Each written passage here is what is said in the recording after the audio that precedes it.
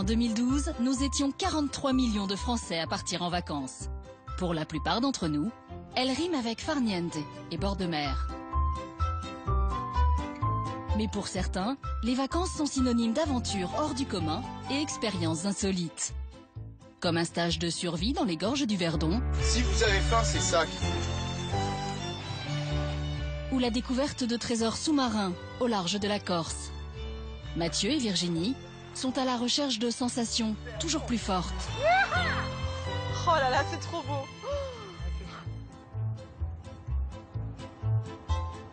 Philippe se transforme en ouvrier amateur et passe toutes ses vacances à redonner vie à des chapelles abandonnées.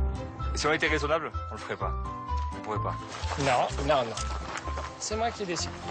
Enfin, Laurent, Isabelle et leurs 3 enfants partent explorer les montagnes du Queyras avec des compagnons incontrôlables. Doucement, Polish. Que ce soit à cheval, sous l'eau, à pied ou dans les airs, vous allez découvrir des vacances extraordinaires et inattendues, avec pour seule devise, vivre ses passions.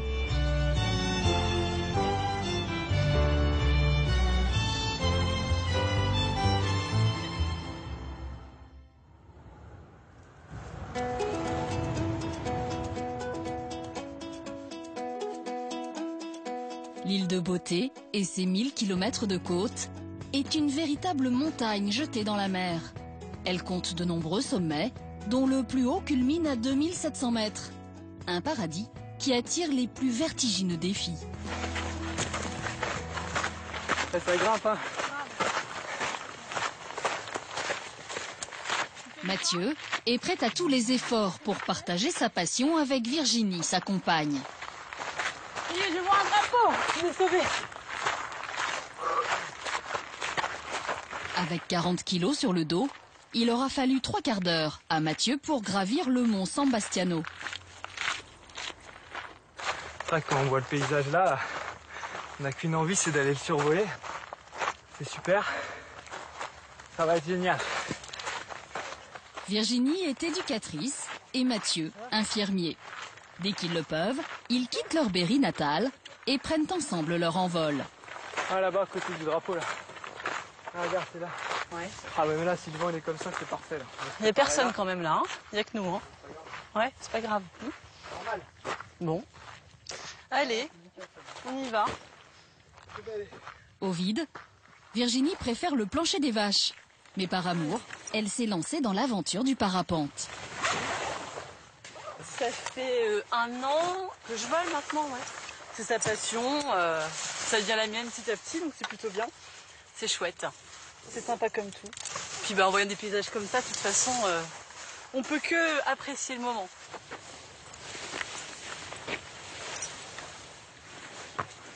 Il y a une sensation de liberté que j'ai pas en pleine quoi. C'est un souffle d'air nouveau quoi. C'est sympathique quand même. C'est un peu la magie du parapente en montagne quoi. Après il y a toujours en plus l'appréhension au décollage qui est essentielle parce que sinon on ferait pas du parapente je pense. C'est ce qui fait la montée d'adrénaline. Ça fait du bien de pouvoir libérer ça comme ça là en faisant un sport qui malgré tout est un sport extrême parce qu'il y a quand même des risques. On est dans le vide, c'est pas un sport à prendre à la légère. Je regarde là si je suis open là. C'est bon là. Hein. Ok, ça on l'allume pas besoin. Pas de vario. Non, t'as raison. Ok. Oh, le début ça a été une catastrophe. Hein. J'avais plein d'appréhension, le vertige. Ouais, je suis pas fan d'être en l'air en fait. Hein.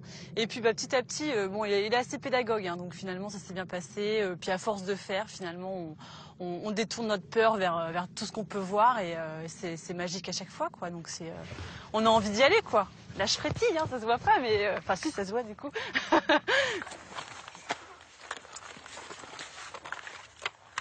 Tu m'attaches. Ouais. Qu'est-ce que bleu. Ouais.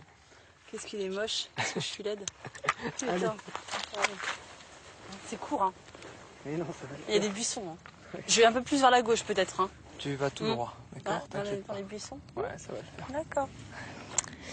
C'est bon. Voilà. Bon. Plus de jambes.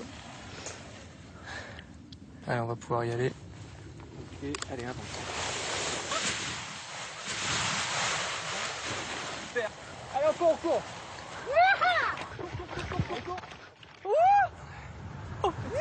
Ça arrache.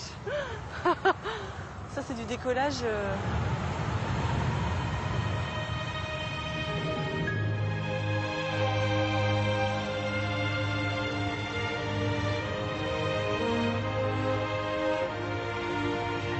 Oh, c'est magique.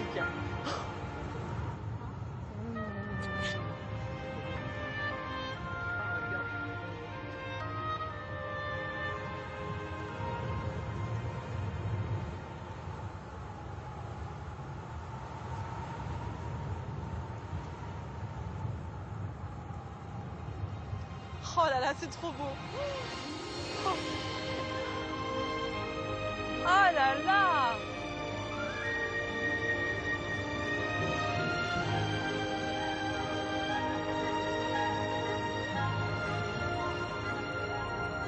Oh là là là là là là, j'ai envie d'y aller quoi. Tu veux qu'on tourne? Allez, on fait un tour. On va plonger dans la mer. Oh, ça déchire. Oh grave, c'est trop beau. C'est trop beau.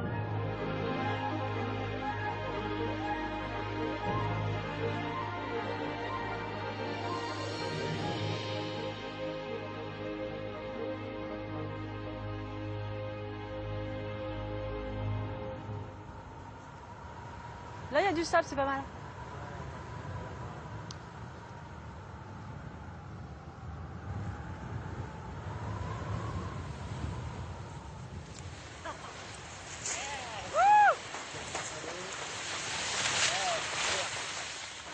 On est parti, il y avait un petit nuage qui s'est formé juste au déco avec la condensation. On est parti un peu dans la brume là, On ne voyait rien. c'était super. Et là on arrive au-dessus là, toute la baie, on se croirait aux Maldives. Ah ouais, ouais, franchement là, rien à dire. Hein.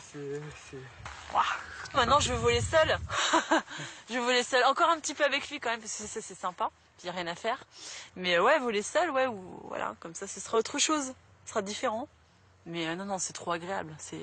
C'est d'une douceur, c'est absolument pas ce qu'on peut imaginer, quoi. Vraiment. Un petit vol, on pose sur la plage puis on va se baigner. C'est pas mal. On n'est pas malheureux. Non, on n'est pas des plus On n'est malheureux. pas des plus malheureux. Voilà. Un peu salé, quoi. C'est pénible, mais bon. Ah ben.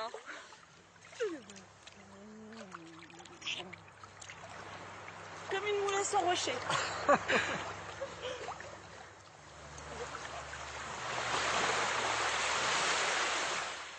La liberté, Virginie et Mathieu n'en ont jamais assez. Pendant toutes leurs vacances, ils sillonnent les routes d'Europe à la recherche des plus beaux sites de parapente.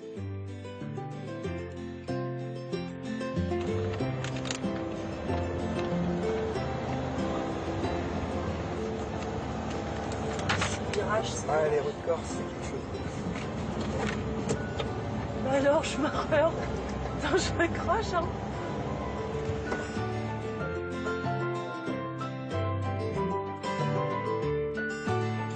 Il est temps pour Virginie et Mathieu de trouver un coin tranquille pour passer la nuit, dans leur installation tout confort. Ça c'est le luxe des vacances, la douche. Avec l'eau chaude qui a chauffé sur le pare-brise de la voiture toute la journée en général. Voilà. Allez, on va enlever le sel.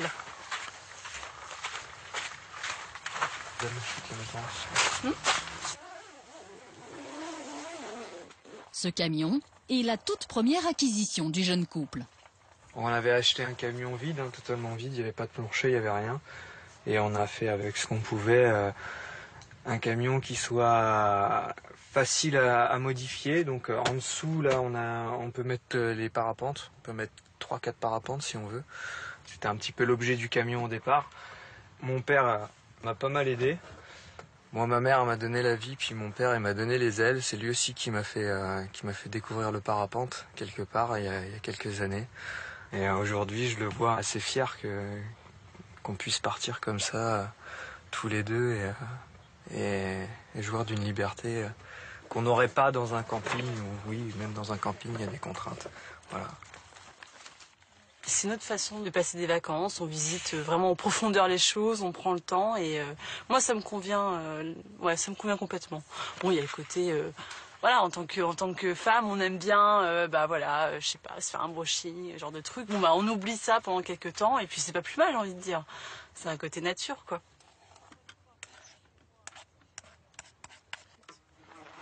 Ah non, ça par contre non. Pourquoi elles sont là aussi alors? En vacances on n'en veut pas en Asie. Dégage. Non c'est chiant. Et qu'ils viennent pas là, hein? Non. Enfermés dans le camion au bord de la mer, en Corse, ce serait quand même franchement décevant.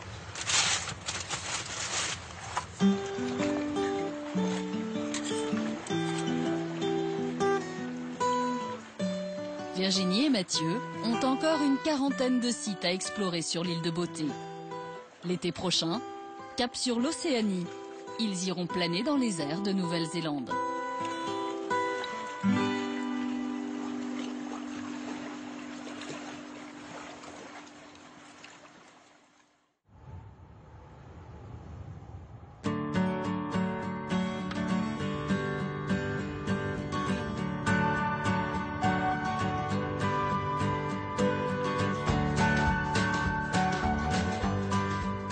Il aura fallu plusieurs centaines de millions d'années pour que se dessinent les reliefs du Verdon. Au sein de ce territoire préservé, entre les Alpes de Haute-Provence et le Var, un célèbre canyon a creusé son sillon. Les gorges du Verdon sont les plus profondes d'Europe.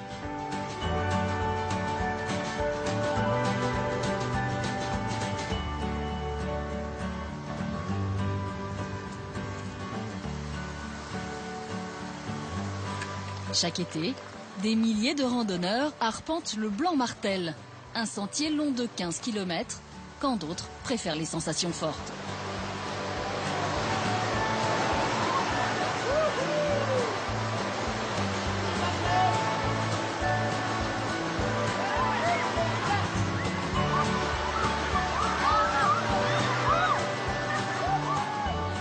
Mais à 2 pas des gorges, loin de l'agitation estivale, le bonheur se cueille et se goûte au bout de ce chemin.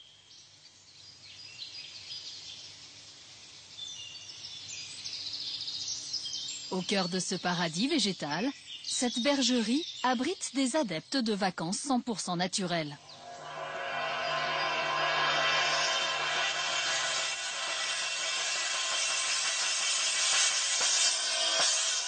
François Couplan, le maître de ces lieux, organise depuis 35 ans des stages de gastronomie sauvage.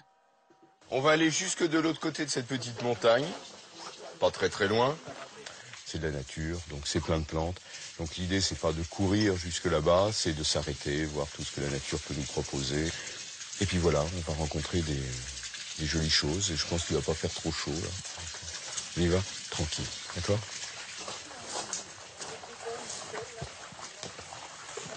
François fait vivre à ses hôtes une expérience inédite. Durant leur séjour, les vacanciers vont apprendre à se nourrir uniquement de leur cueillette sauvage. Et pour cela, nul besoin d'aller très loin. Ça, c'est un garde-manger, d'accord ? Si jamais un jour vous vous trouvez en situation de survie, c'est-à-dire que vous avez vraiment besoin de vous nourrir intégralement, qu'est-ce qu'il vous faut ? De l'amidon. Si jamais vous avez besoin de trouver de l'énergie, eh ben, c'est l'amidon qu'il faut trouver. Et ça, l'amidon, c'est moins évident. Vous allez trouver ça, par exemple, dans des fruits, ou dans des graines, dans des glands. Alors ensuite, on va trouver de l'amidon dans les racines, par exemple, les racines de réponse. Très bien, tout ça. Mais ici, il n'y en a pas de réponse. Par contre, ce qu'on va trouver un petit peu partout, c'est ça, les massettes. Allez, je vais vous montrer un petit peu ces massettes. Vous allez goûter, hein.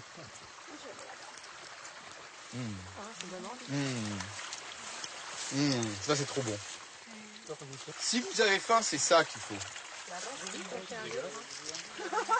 J'ai dit que c'était dégueulasse. Ça, c'est un pur délice. Tiens, vous allez me dire ce que ça vous rappelle. Tiens, goûte. Croque. Qu'est-ce que ça vous évoque? Non, c'est le Le cœur de palmier. Ah, j'adore. On comprend mieux. Non, ça n'a rien à voir. Avec Tiens, passe-moi l'Asie, ton... Passe-moi ta recette, là. Voilà. Ouais, c'est pas dégueulasse. Vous pouvez manger, donc, le rhizome plein d'amidon, les petites pousses qui sont vraiment trop délicieuses, le cœur à la base des feuilles, et puis les inflorescences femelles comme du maïs frais. C'est pas mal. Pas mal. Et regardez tout ce qu'il y a, quoi. Quand vous voyez ça, vous êtes sauvés, là. Pour ce botaniste de 62 ans, c'est une évidence. Il est temps de redécouvrir les plantes et de mettre à profit leurs vertus dans notre vie quotidienne. Moi, j'aime les plantes, mais j'aime manger les plantes. Je veux dire, j'ai une relation, comment je peux dire, environnementophage, quoi, plantophage, plantivore. C'est quelque chose qui me fait du bien, que j'aime beaucoup, et qui me paraît complètement normal. Regardez ça, petite pousse là. Ça. Ah voilà. Tout à l'heure, je m'avais envie. Ça, c'est le nec plus ultra. François Couplan a parcouru les 5 continents pour parfaire ses connaissances en botanique. Sa renommée scientifique, mais aussi gastronomique, est à présent internationale. Il a publié 65 ouvrages, dont un avec le célèbre chef Marc Vera. Parmi les 300 000 plantes sauvages qui poussent sur la planète, 80 000 seraient comestibles. Certaines d'entre elles semblent hostiles, et pourtant. Ces petites pousses d'ortie, ici, ça vous apporte 8 fois plus de vitamine C que les agrumes, ça vous apporte autant de calcium que le fromage, ça vous apporte 3 fois plus de fer que les épinards, des protéines qui sont complètes, équilibrées en acides aminés essentiels, c'est-à-dire exactement la même valeur que les protéines animales, alors qu'on vous dit depuis que vous êtes petit ou vous réfléchissez, attention, faut absolument manger de la viande, du fromage ou des œufs, parce qu'il n'y a que là-dedans que tu trouveras des protéines. C'est faux, c'est simplement complètement faux.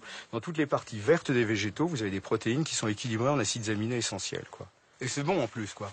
Vous savez pourquoi on s'en prive? Parce qu'on en a peur. Eh ben voilà. Parce qu'on est tellement coupé de la nature qu'on en a peur.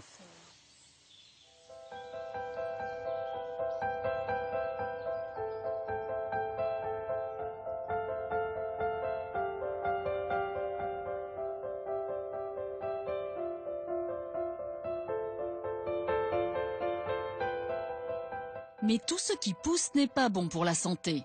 Avant de se nourrir de plantes, ces amoureux de la nature doivent élargir leurs connaissances.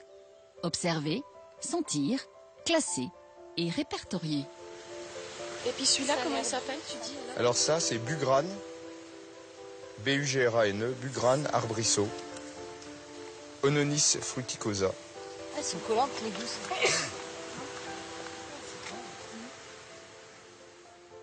Naturellement, moi, je suis portée vers la nature et je souffre un peu de ne pas en savoir plus. Et j'ai pas le temps. Et c'est pas dans les livres qu'on peut apprendre ce genre de choses. C'est vraiment en nous montrant, en touchant, en goûtant qu'on peut être sûr de ça. C'est quand même une science qui s'apprend pas dans la vie courante. Pour moi, je réalise comme un rêve, là. C'est comme il y en a qui vont faire du deltaplane, ils sacrifient leurs vacances à faire du deltaplane. Moi, j'ai vraiment du plaisir à être là et puis à apprendre.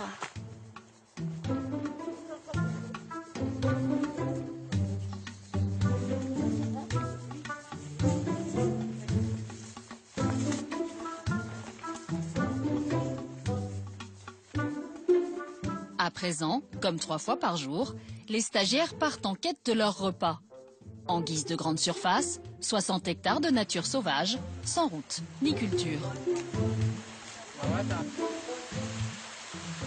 ramasse des feuilles de cirse de Montpellier, c'est ça? Et c'est pour le repas de ce soir, donc il en faut 2 sacs et ça se mange. C'est poilu un peu, mais les poils, ça disparaît quand au contact de la langue, ça disparaît. C'est un petit goût d'artichaut, lointain. Et pour le plat de résistance, des feuilles d'égopode, riches en protides et en vitamine A.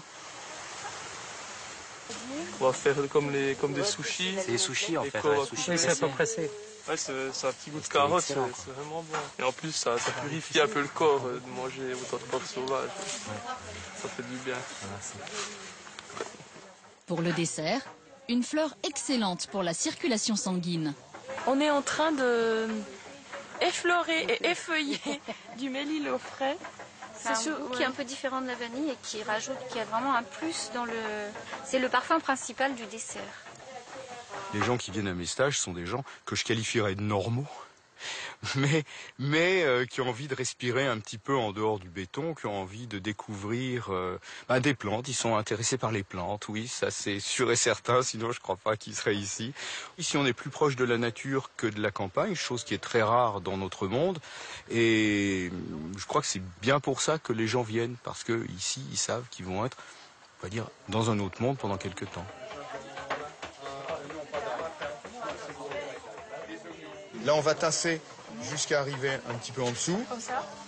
Ouais, le plus haut possible finalement pour en avoir le plus possible. Hein. Oui. Après, tranche de tofu, graines de sésame par-dessus, et puis les égopodes. Voilà. Il faut qu'elles soient très finement hachées. Est-ce que quelqu'un peut me remplacer? Parce que moi j'ai mal au bras, ça fait... C'est un peu dur. Vacances ou pas vacances, il faut quand même se nourrir. Hein.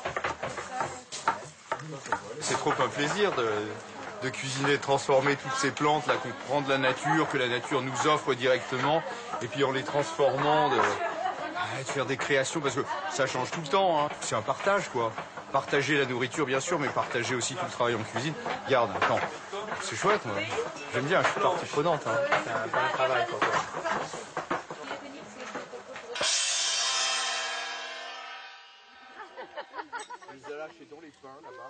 Au menu ce soir, bread de laitue sauvage sur son lit d'ortie. Avec oignons, tomates, ail, piment et gingembre. C'est bon, ça. Oh là là. C'est délicieux. Après l'entrée, un plat d'inspiration japonaise, au shizushi de boulgour aux feuilles d'égopode. Voilà. Félicitations à vous. Hein. Je ne sais pas. On sait pas. C'est super bon. Il y a les sablés qui arrivent. Service 3 étoiles, là. Merci. Pour finir, crème et sablé délicatement parfumés à la fleur de mélilo. Super bon. Je me régale. Des vacances 100% naturelles, pendant lesquelles téléphone portable, alcool, tabac et même allumettes sont proscrits. Je vais faire du feu avec, je sais pas, un silex et de la marcassite, par exemple. C'est juste, ce sont des petits gestes qui changent la perception des choses. Vu que j'aime ça, j'aime bien le partager et le transmettre. Oui, aussi, ça c'est vrai, parce que je suis pas éternel et on a ces racines très profondes dont on est coupé et qu'on a envie de retrouver.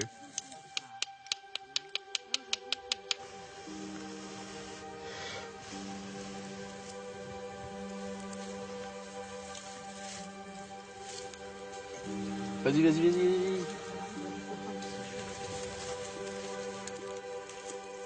Pour leurs prochaines vacances, les plus courageux reviendront peut-être vivre une nouvelle expérience, 7 jours en pleine forêt. Ils fabriqueront des couteaux de pierre, des cordes en fibre, des matelas d'herbe, un retour au plus proche de la nature.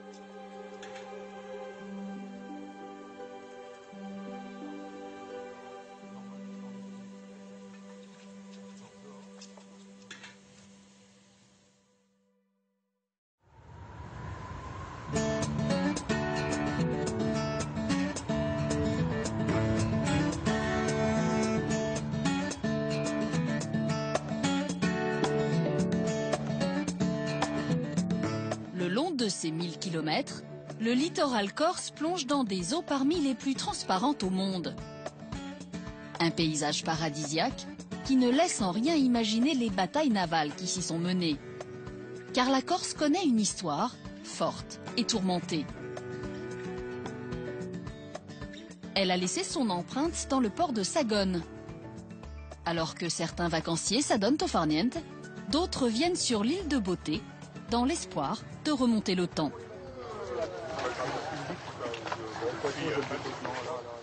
C'est d'un compliqué tous les matins. J'appelle ça l'ajustage. Plus c'est serré, plus c'est chaud.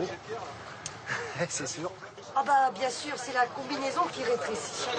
C'est la combinaison. La saison prochaine, je reprends une combi plus grande.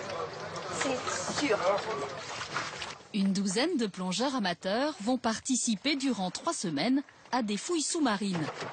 Contrairement aux apparences, ils sont tous expérimentés.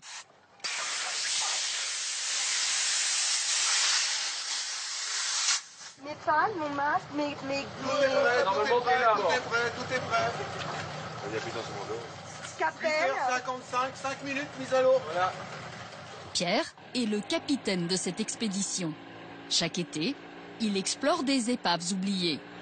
Et l'objet de toutes ses attentions se trouve au beau milieu du port, à moins de 100 mètres du rivage.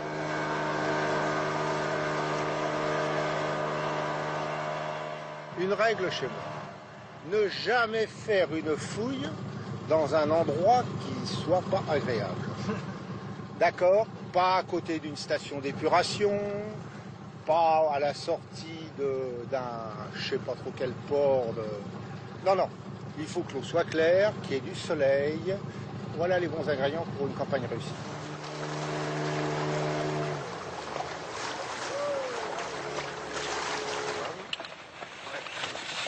Alors tu travailles bien dans la zone du Malmisaine, où il y avait tout le matériel de l'année dernière, mais tu ne vas pas sur le dépôt de matériel, tu restes en parallèle, dans le couloir.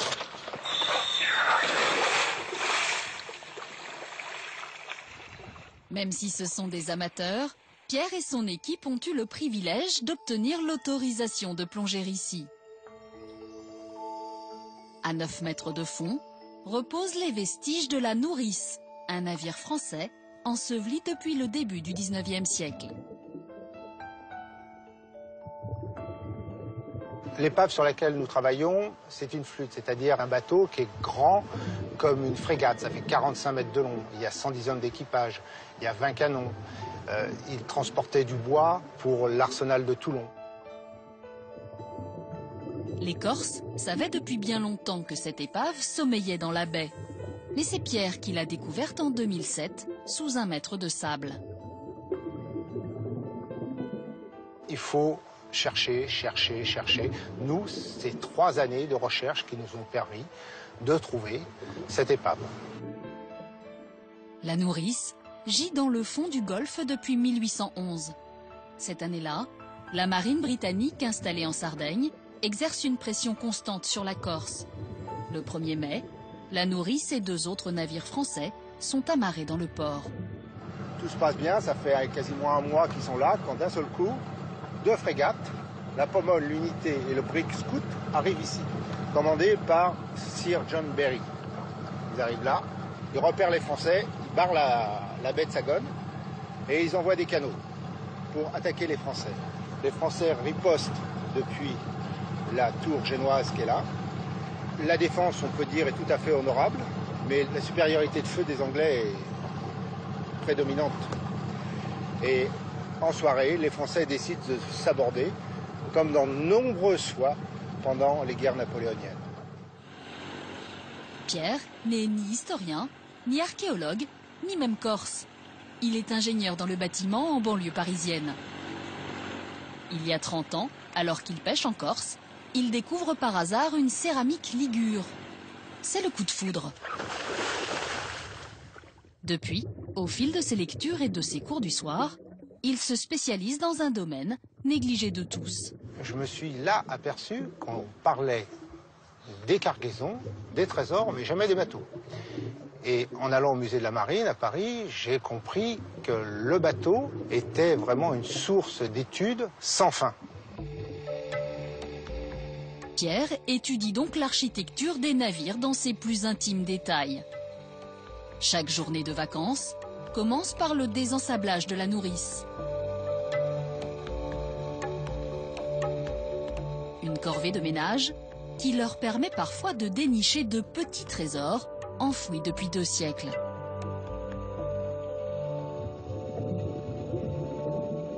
Photographiés et répertoriés, leurs découvertes seront confiées à des chercheurs, car la loi française protège jalousement le patrimoine des fonds marins.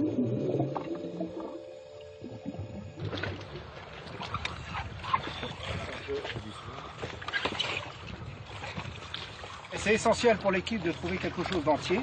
On n'en a pas beaucoup jusqu'à présent. On doit avoir 6 pièces entières, vraiment intactes. Voilà, impeccable. Qu'on sort et qu'il est intact, là, c'est fantastique, quoi. Il y a pas, il manque pas un morceau, ouais. Mais même si c'est que un morceau, on est content quand même. Ouais. C'est très gratifiant, ouais. Quand on est remonté, on s'est arrêté un petit moment, puis on a regardé là l'épave, elle était toute découverte, toute belle, avec la lumière du matin. C'est vraiment un moment privilégié. C'est système D, mais bon, quand on a des petits moyens comme les nôtres, il faut faire preuve d'invention. Voilà. C'est quand même pas mal, hein. C'est une forme pour faire les chaussures. Un bateau, c'est une entité autonome. Donc il y a tous les corps de métier, notamment le cordonnier. Ce sont des vacances à remonter le temps, c'est évident. On est avec les gens qui ont vécu sur ce bateau. C'est le voyage dans le temps. De l'abstrait, de la théorie. On a le grand privilège d'être dans le concret, dans la pratique. C'est ça. Ça, c'est unique. Totalement unique.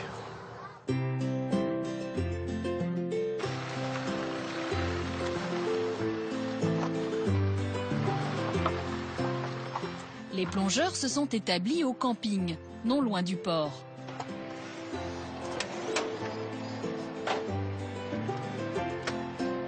C'est dans 4 heures, 5 heures. Après 3 heures de plongée, il faut maintenant classer les découvertes de la journée.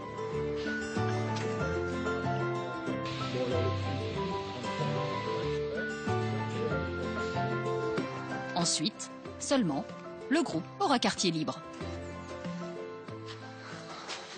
Sauf Pierre, qui prépare la mission du lendemain. Il veut absolument découvrir la cale du bateau, cachée sous une lourde charpente qu'il va falloir déplacer. Une opération très délicate, par 9 mètres de profondeur. Bon, alors, on doit trouver la fameuse cloison par ici. En fin de matinée, nous allons essayer de démonter ce couple-là, avec 2 tonnes de traction. Une expédition qui demande la plus grande vigilance. En remontant à la surface, la charpente pourrait blesser un plongeur. Dans le bateau, qu'on soit bien clair, vide de tout. Parce que si jamais j'ai un accident, 2 personnes en surface. Patrick, tu es d'accord? Tu te mets en surface, hein? Je sais que tu es costaud, tu peux sortir. Il nous faut quelqu'un d'autre. Je pense que donc ça sera quelqu'un de la première équipe, Pascal. Ouais. Voilà, un bon sommeil réparateur et demain à 6h30. C'est ça? Alors ce soir, pour motiver ses troupes, Pierre leur mijote sa spécialité, un sauté de crevettes aux oignons rouges. C'est vrai que ça donne faim, ça. Ça sent bon. Et il cuisine très très bien. Première tournée. Oh, ça c'est bon. Ça. Magnifique. Ah oui, moi j'en j'adore. C'est-à-dire, quand on voit une assiette comme ça, c'est quand même bien les vacances. C'est délicieux, les garçons. Moi, je n'ai pas eu. C'est vrai, il a eu une queue, moi j'ai eu une queue, moi j'ai une queue. Merci, c'est bon, je garde des jaloux. Depuis que Pierre a découvert la nourrice il y a 6 ans, le groupe de plongeurs ne cesse de s'agrandir. Parmi les plus fidèles, il y a Bernard, amoureux inconditionnel de l'archéologie sous-marine. Pourquoi il y a des passionnés de plus en plus en archéologie sous-marine? C'est parce que chaque jour est un jour nouveau. Chaque jour, vous allez voir des choses, vous allez être les premiers non seulement à les voir, mais les derniers. Vous l'avez sûrement entendu, déjà, une épave fouillée est une épave perdue. Donc, notre rôle, c'est, on a l'autorisation d'aller sur ces épaves-là, mais notre rôle, c'est de transmettre ce que l'on a vu pour les générations futures. Oui. Donc, c'est pour ça qu'on vous fait remplir des fiches de plongée, observation, qu'est-ce que vous avez vu, ainsi de suite. On va voir s'ils sont des bons plongeurs. Mais non, mais arrête, c'est pas possible.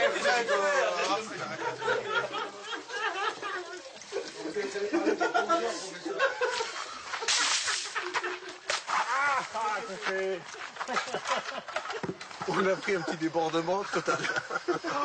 C'est vrai, tu sors de la douche? Non, je sais pas, je l'ai vérifié. Je voulais voir si c'était des plongeurs professionnels. Ils sont pas étanches. Hein.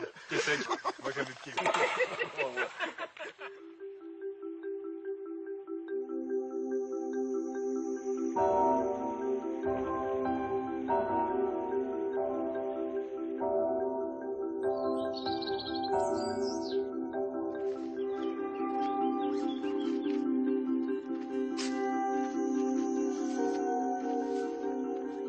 C'est le grand jour pour Pierre et son équipe. Ils espèrent enfin découvrir la partie inconnue de l'épave. Philippe, sérieusement, oui. Il faut que ça marche aujourd'hui. Ça va marcher, pas de raison. On ne vit que pour ça. Du lever à 6h30, 7h le matin, jusqu'au coucher, et chacun a bien son rôle, bien précis dans l'équipe.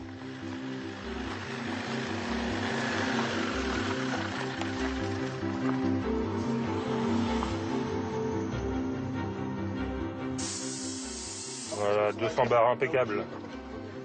Mon matos, il est tout près du quai. C'est celui avec le bout jaune et le bout orange. Les plongeurs doivent prendre toutes les précautions afin d'extraire une partie très lourde de la charpente. Dernière répétition, qu'on soit bien clair. Pascal en surface, avec Patrick. Si j'ai un problème, vous sortez de l'eau. Pascal, tu démarres le moteur, tu te passes. Sur le quai, si on voit avoir un problème, ils appellent les pompiers. On n'est jamais à l'abri d'un mauvais coup quand le bois part, que ça vous assomme. Voilà, c'est ça. On prend quelques risques, on va le dire, quelques risques.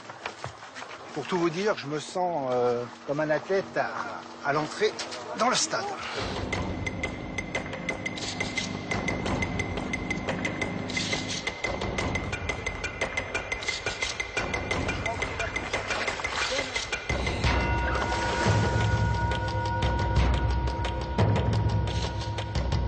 Pour soulever la charpente du pont de la Nourrice, les plongeurs vont se servir de ces ballons gonflables à l'oxygène.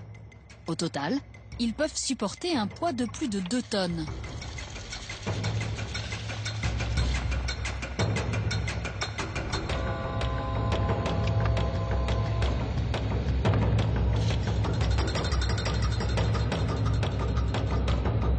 Une fois les ballons gonflés, Pierre doit s'éloigner rapidement du navire, car le bois peut remonter d'un seul coup, à tout moment.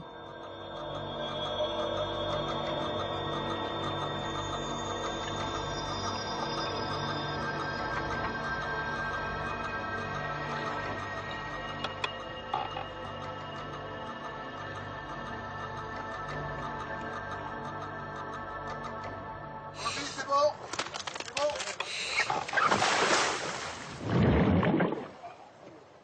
20 minutes plus tard, une des cordes a lâché. Mais heureusement, personne n'est blessé. L'épave, elle, n'a pas bougé. Après 3 semaines d'efforts, Pierre et ses équipiers rentrent bredouilles. Ah ouais, je bouge pas. Bon, bah c'est négatif. Non, il faut parler. C'est négatif. Par la poignée, par la poignée. Rien. 2 tonnes 3. Et puis là, il faut t'approcher, tu la donnes. 2 tonnes 3, il n'a pas bougé. Rien du tout. 2 tonnes 3. Mais Fort de dessous. On peut pas. Hein. Jamais, c'est fini. Il y a autre chose. Il y a autre chose d'intéressant au fond que je viens de voir en partant. Changeons de cap. Tiens. Qu'à cela ne tienne, la grande découverte, ce sera sans doute pour la prochaine campagne de fouilles. L'équipe vient trouver du réconfort auprès de Jean-Pascal, le patron du Café du Port. Bon alors, t'as compris ce matin, dur pour moi. Je sais. Non, mais tu es content, là. Je suis content, si j'étais mais... vulgaire, j'allais dire une bêtise. Hein? Je suis content, mais c'est dur. Là, ce matin, je te dis... Je me demande s'ils sont en vacances, moi. Parce qu'il est dur, hein, il les traite à la dure, hein, et nous dedans. Non. Pierre vit ce qu'il fait, il est en train de vivre vraiment ce qu'il fait. C'est un passionné. Et puis pour la région, les gens sont intéressés. L'année dernière, il y a des gens qui ont posé des questions sur les bateaux. Et c'est l'histoire du pays, bien entendu. Pour les gens du cru, on ramène beaucoup de choses à la mémoire, même des choses qu'ils ont oubliées. Ce que je dis, nous sommes des réactivateurs de mémoire. La nourrice n'a pas fini de faire rêver. Elle gardera pour elle quelques-uns de ses secrets, au moins jusqu'à l'été prochain.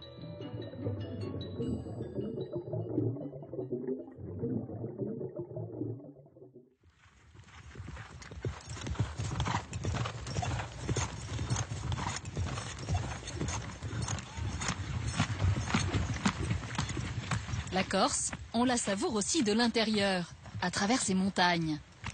C'est au rythme des sabots que certains la découvrent.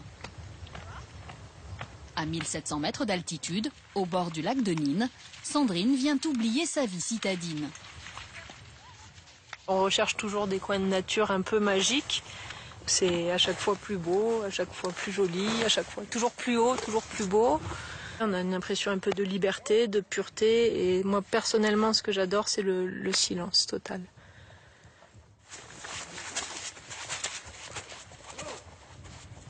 Pendant 3 jours, ces cavaliers venus de toute la France parcourent le GR20, un sentier de randonnée qui traverse l'île sur près de 200 km. Réputé comme le plus beau, il est aussi le plus difficile d'Europe. On se met en équilibre, on les laisse grimper, on les encourage, hein. Vous pouvez les encourager un peu les pauvres. Hein. Allez. Laissez-les monter à leur rythme. Floriane est l'une des 2 guides de cette expédition. Avec Lionel, il veille à la sécurité des cavaliers, car le parcours très escarpé se situe à plusieurs heures de marche du premier chemin carrossable. Allez, on y est presque.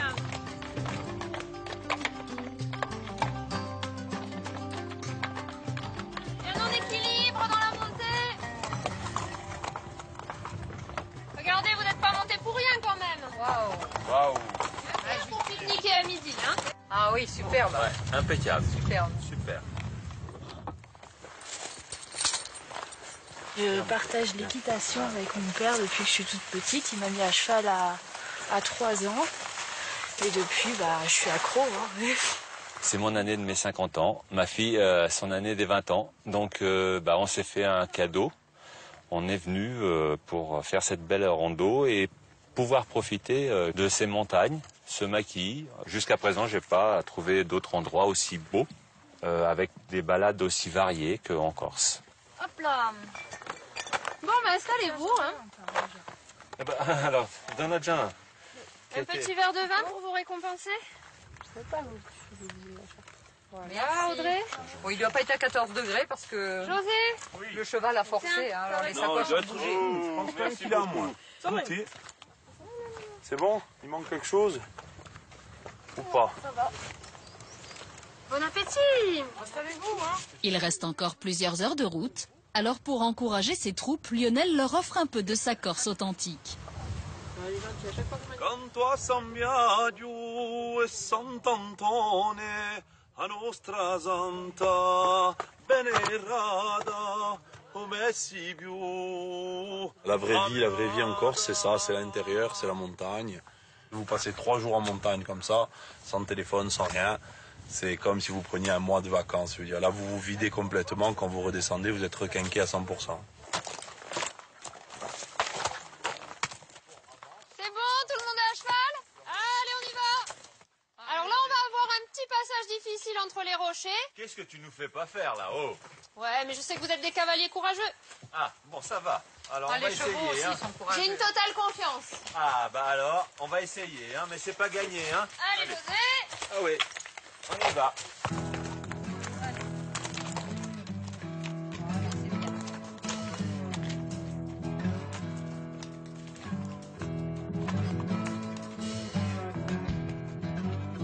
Les cavaliers doivent passer de l'autre côté de la montagne. Pour cela, il leur faut franchir un passage à pic, beaucoup trop dangereux pour leur monture. C'est donc à pied qu'ils parcourent les derniers kilomètres. Restez pas près d'eux, hein. Éloignez-vous, ils se débrouillent tout seuls, ils vont descendre. Hein.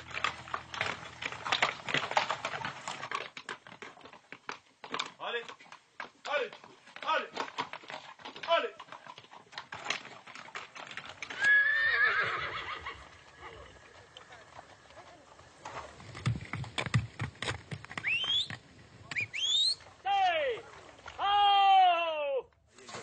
À 2h30 du premier village, les vacanciers trouvent refuge dans un gîte de montagne. Bouge pas.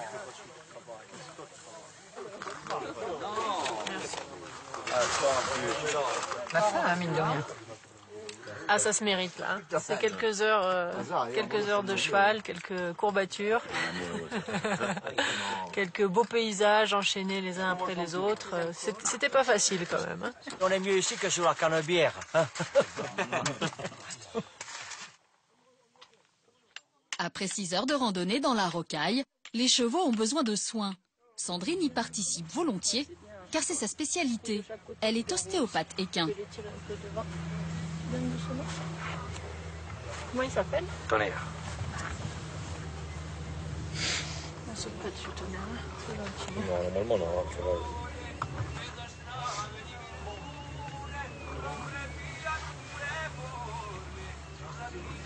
On va taper.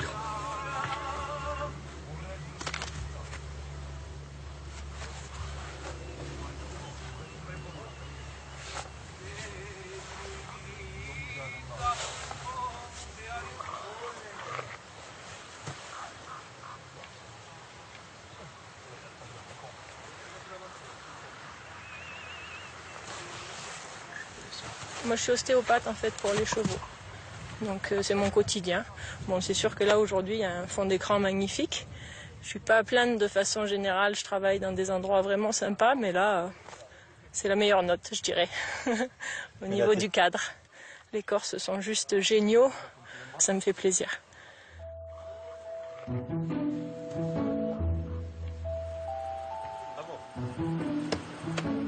Alors que je me mets là-bas au fond.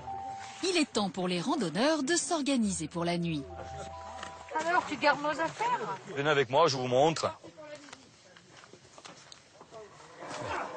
Donc le dortoir est là et pour le reste, ce sera dans les tentes. Et si vous avez un petit peu froid ou quoi, on a des sacs de couchage en plus et des couvertures à vous prêter. On doit se défendre cette nuit Non, ça c'est simplement pour faire peur aux touristes. D'accord, oui, nous on n'est pas des touristes. S'il y en a qui sont pas gentils avec nous, on montre un peu les dents. Voilà, voilà ouais, vous vous installez. On va essayer de voir d'abord pour les tentes et ensuite on viendra là à l'intérieur. On se met en haut parce que moi j'aime pas être trop enfoui en dessous. Même si les odeurs montent, tant pis. Non mais là on est bien. Hein. C'est la vraie randonnée, hein. Attends. La vraie randonnée, on va... Le bivouac, le vrai bivouac. Le vrai, le dur. Écoute. On est bien installé quand même.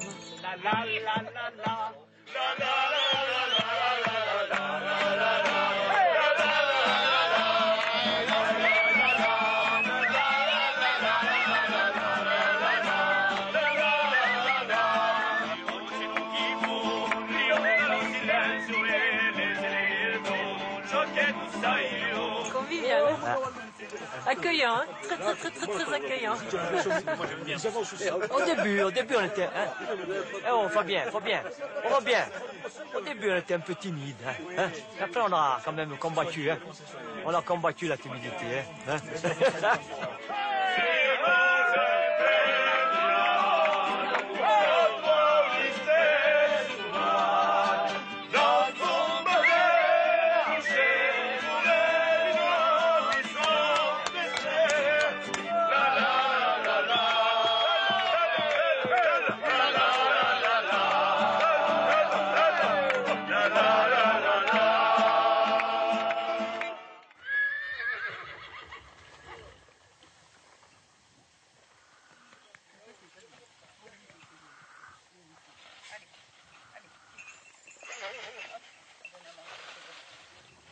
Au petit matin, une surprise attend les retardataires. Réveil matin.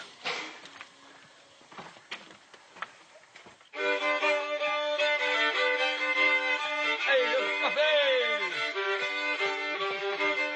Oh. Elle est déjà debout.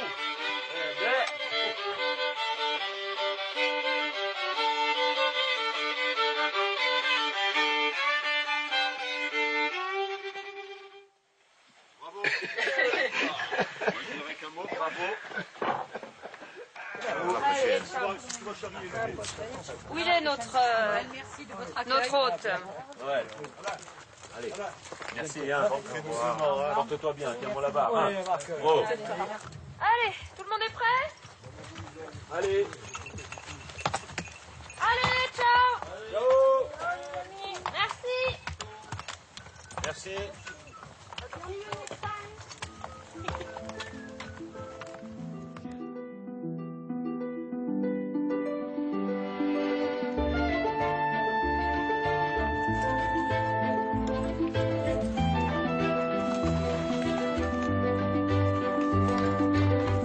Après 3 jours d'une chevauchée fantastique, les cavaliers quittent la montagne. On commence à peine à se détendre, hein. Ce serait bien que ça dure encore une bonne semaine, mais bon, c'était prévu comme ça sur 3 jours, alors on va rentrer. Parce que tout ça, tout ce qu'on a là, on ne peut pas l'avoir ailleurs. Hein. À cheval, c'est quand même quelque chose. Imprégnés des parfums du maquis, ils terminent leur périple sur une magnifique plage de Méditerranée.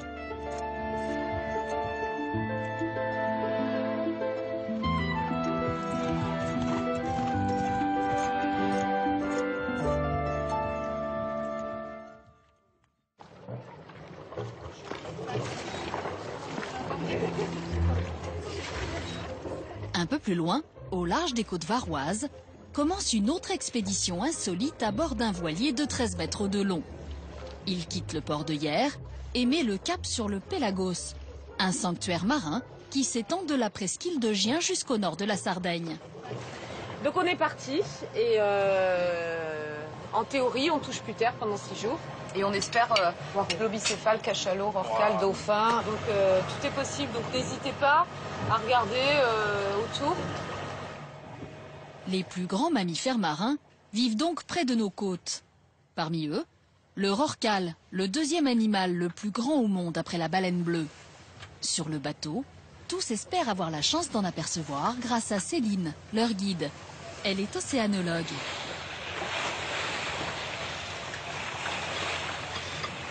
J'ai la chance dans mon travail de pouvoir faire ce qui me plaît, de me lever tous les matins en me disant je fais un beau métier.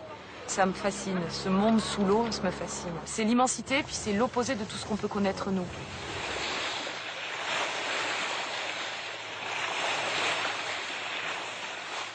Depuis 2005, Céline et son association luttent pour la protection des cétacés de Méditerranée, menacés par le trafic maritime.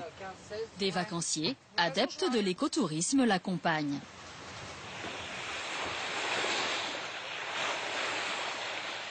Les observations vont se faire par des quarts d'observation. Donc ces quarts d'observation se font par groupe de 3. Ensuite, les 3 observateurs, ils vont regarder toujours vers l'avant. On ne regarde jamais vers l'arrière. Tout ça parce qu'on ne veut pas recompter plusieurs fois ce qu'on a déjà compté. Quand on va dire j'ai observé 50 dauphins, on sait que ce n'est pas 50 les mêmes, quoi, a priori. Durant la saison estivale, Céline et son skipper Clément sortent chaque semaine dans l'espoir de croiser la route des mammifères. Toi, tu regardes à tribord, qui regarde vers l'avant? Tu regardes vers l'avant? Ouais. Comme ça, moi, je vous double tous les 3. Je regarde tout en même temps. C'est bon, ouais.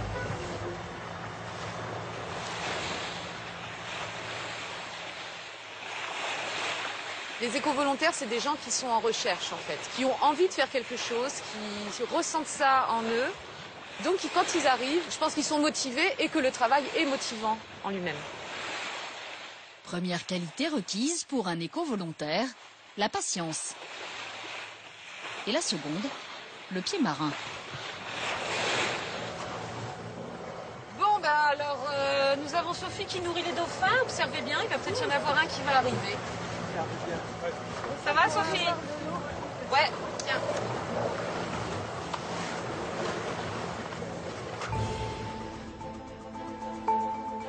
Une heure et demie plus tard, un cétacé semble se présenter à tribord.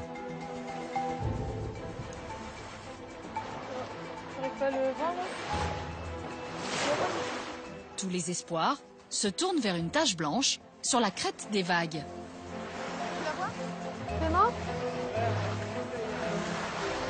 Fausse alerte. Bon, ça, à la limite, c'est pas le pire, hein. Ça fait un bel abri pour Les petits poissons? Ah non, ça pèse une blinde. Moi, je te l'amène comme ça.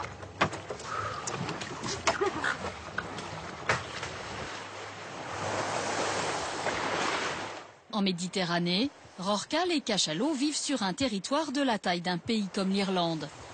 Autant dire que les chances d'en croiser sont rares.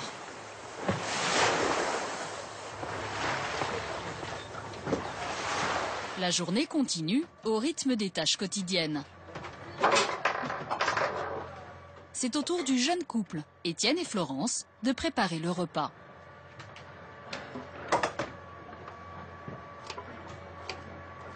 Ça bouge un peu là. C'est le challenge du jour. Pas tomber et pas vomir. Ah, on connaissait pas la vie sur un bateau? Non. Du tout en fait. On n'a jamais passé plus d'un jour sur un bateau. En fait, tu te rends compte qu'il y a plus de place que ce qu'on pensait. Si tu as vraiment envie de t'isoler, tu peux. Hein. Tu viens pas là pour t'isoler. Bon. Parce que si tu veux t'isoler à neuf sur un bateau de 13 mètres, je crois que... On vient pour voir les cétacés, mais... Essayer de voir des cétacés, ça serait bien qu'ils sortent. C'est vrai que ça gigote, hein. Ça va, Sophie? Ouais. On t'entend pas? Bah, je cherche, il y a pas des animaux, mais... Ah oui, d'accord, tu t'obstines. T'as raison. Nous aussi, on cherche d'ailleurs. Mais décidément, aujourd'hui, le rorqual se fait désirer. Allez, viens t'asseoir. Oui. Bon, bah, bon appétit. Merci. Est-ce qu'il y en a qui avaient l'impression qu'ils allaient s'embêter sur le bateau, s'ennuyer? Bah, moi, j'avais peur de ça, un petit peu avant d'arriver, mais en fait, non. Ouais, bah non, hein, t'as vu. Ça t'ennuie pas du tout. Hein. T'es un peu malade, tu vas mieux. T'es un peu malade, tu vas mieux. Les autres sont malades. Tu fais une sieste et hop, tu reviens. Je pense que vous tous, vous avez fait un choix particulier en disant, ben voilà, je vais pas partir faire mes vacances dans un grand centre touristique, me faire dorer sur la plage, à profiter des cocotiers. C'est un certain engagement, quoi. Quelque part, bien à un moment donné, je suis pas les sentiers battus. Bah après, je pense qu'il y a quand même plein de gens qui rêvent de voir des cétacés dans leur milieu naturel. Hein. Il y a bon, il y en a en Méditerranée. Il y en a plein qui savent. Bon, faut qu'on en revoie avant la fin pour que vous puissiez dire si, je t'assure, on m'a pas menti, parce que là, vous allez mettre le gros doute.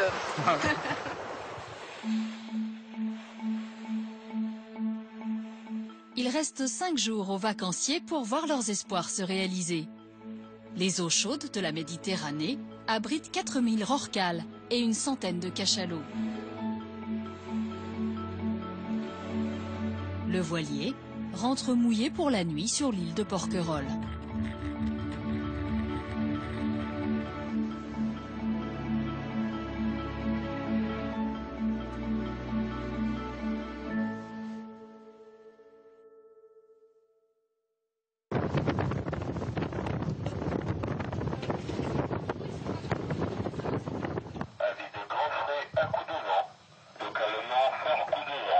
Pour Céline et le skipper Clément, les mauvaises nouvelles tombent au réveil.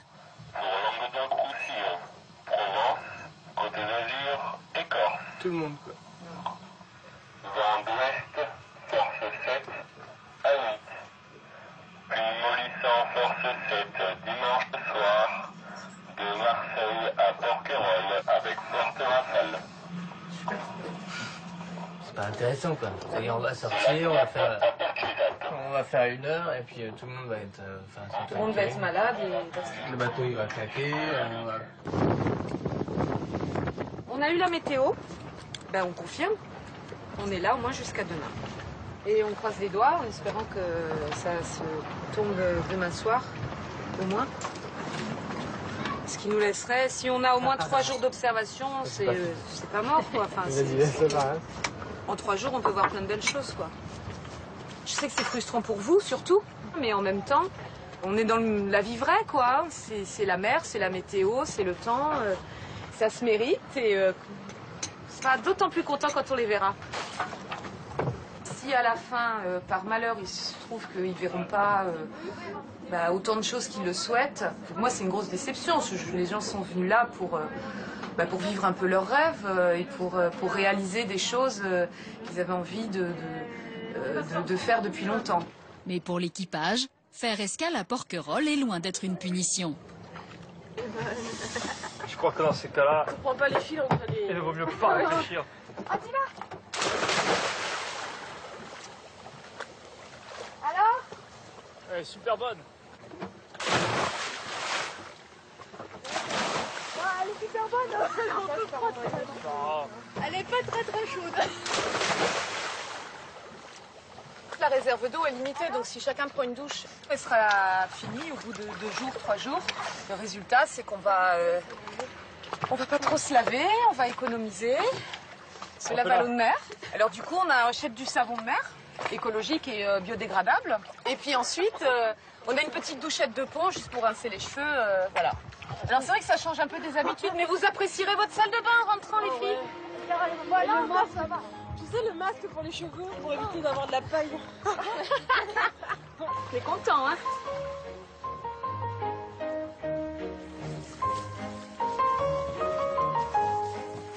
Tu frottes derrière les oreilles, hein? Il pleut pas, mais près d'une petite île sympa. C'est sûr que j'aimerais bien que le temps soit un peu plus de notre côté et qu'on puisse partir en mer, voilà, voir des animaux. Mais bon, on commande pas de toute façon. Donc.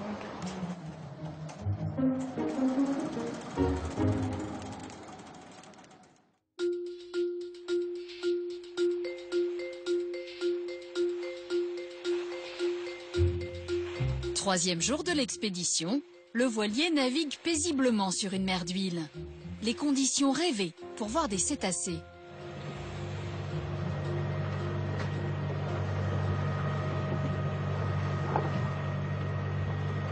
Il n'y a pas de vagues, il y a du soleil, pas trop de vent. Un petit peu de brouillard, mais ça va. Donc, on espère voir quelque chose. Bon, allez, un petit dauphin, quelque chose. Quelqu'un sait chanter sous l'eau, comme ça? Ouais, bah oui, il y a la pression. Bah, tout le monde a envie de boire quelque chose, moi y compris. Hein. Mais on va pas trop se chauffer. Oui, d'ailleurs, attends. Il y a un truc blanc là-bas. T'as vu au fond? Je l'ai vu 2 fois. Là, c'est un dauphin, c'est un dauphin. C'est un dauphin, ouais. Dauphin là-bas.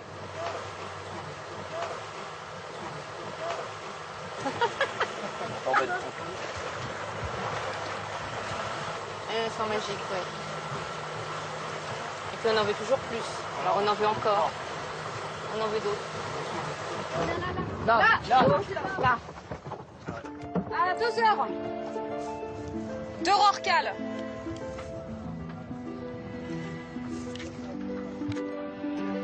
Ça, c'est un jeune, ça. Il est petit. Il se retourne. Vous voyez le blanc, là?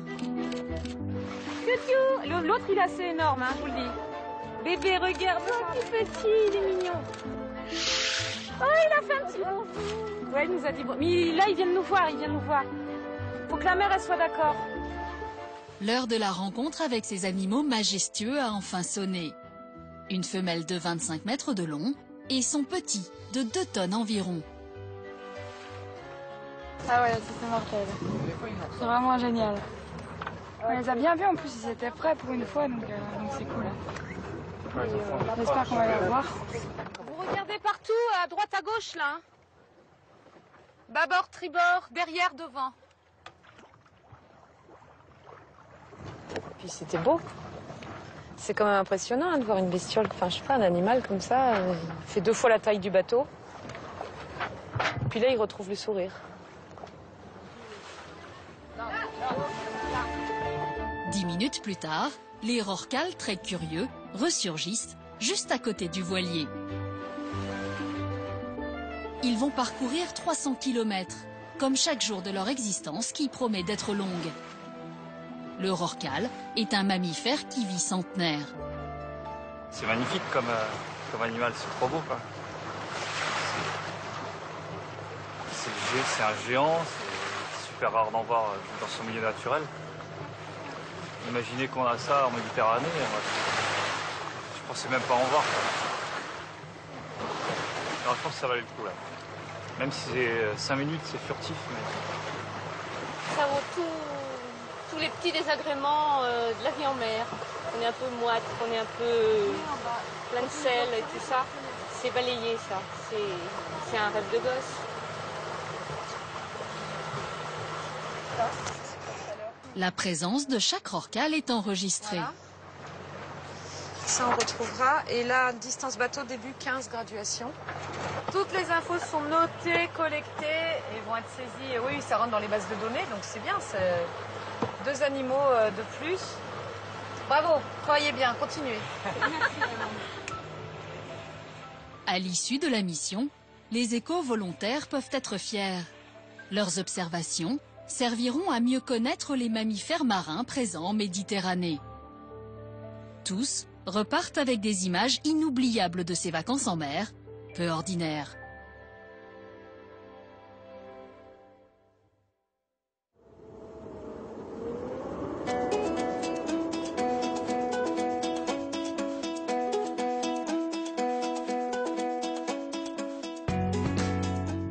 Avec des sommets culminant à plus de 3000 mètres, le Queyras est le plus haut parc naturel régional d'Europe, blotti contre la frontière italienne.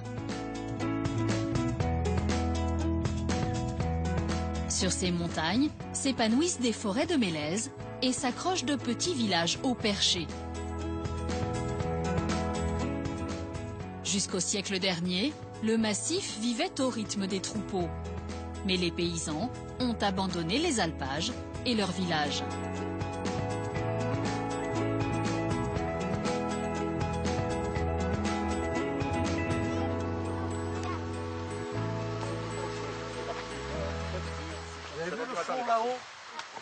Ces promeneurs, en quête d'authenticité, ont décidé de les faire revivre.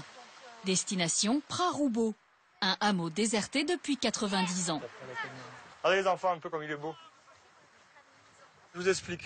Regardez, ça c'est tout le four à pain qui a été refait. Donc ça fait 5 ans qu'on a travaillé dessus. Donc là, on a refait avant-hier, donc on a refait le pain pour la première fois depuis au moins une centaine d'années. La chapelle, enfin, ça sera plus tard. D'ici 3-4 ans, on espère qu'on aura assez d'argent pour refaire toute la toiture, tout le clocher et tous les enduits intérieurs. Alors pour que la chapelle retrouve son aspect dans le temps. Allez, les enfants. Philippe est marseillais. Il y a 17 ans, il a fondé une association de rénovation du patrimoine quérassin. Durant l'été, avec l'aide de bénévoles, il réhabilite des bâtisses abandonnées. Il en connaît tous les secrets, comme ceux de ce four à pain du XIIIe siècle.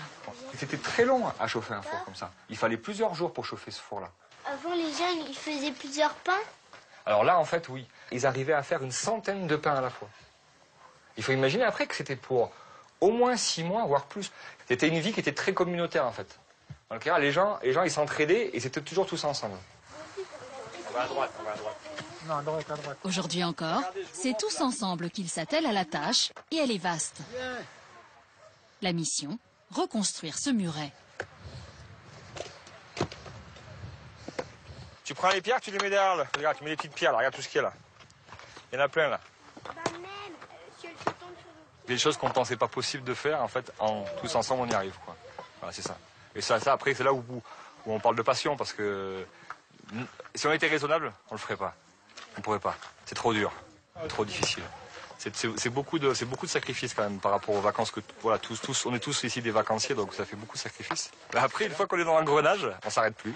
C'est le principe de la passion, ça. C'est le lien du sang qui unit Philippe à ces montagnes. Ses ancêtres paternels y ont travaillé la terre toute leur vie. Puis, ses parents se sont lancés seuls dans la rénovation des chapelles. Aujourd'hui, il poursuit leur œuvre. La transmission, pour moi, est un élément très important. Les parents ne sont plus là, d'ailleurs. Et voilà, c'est vrai que pour moi, c'est important de pouvoir transmettre ça à ma fille, à mon fils. Voilà, ce goût de l'effort, ce goût de savoir que leurs ancêtres vivaient ici, travaillaient ici. Voilà, moi, dès qu'ils peuvent nous aider, qu'ils prennent une pelle, une pioche, ou comme Théo, voilà, qui vont nous aider à transporter les pierres, ça me plaît. Voilà, et je veux lui inculquer ça. Après, on sait aussi, parce qu'on les voit, il y a beaucoup de randonneurs, beaucoup de touristes qui ont ce plaisir aussi de balader et de passer dans des lieux où c'est encore un petit peu de vie. Le plaisir de se dire, là, des gens ont vécu, là, des gens ont travaillé, là, des gens se sont recueillis dans une chapelle, des gens ont fait cuire du pain pour se nourrir à Pras-Roubaud. La qualité, en fait, de ce trait d'union est formidable.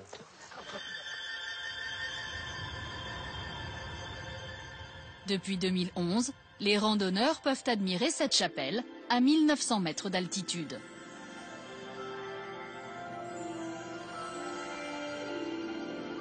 Pourtant, quand Philippe la découvre, elle n'est plus qu'un tas de pierres.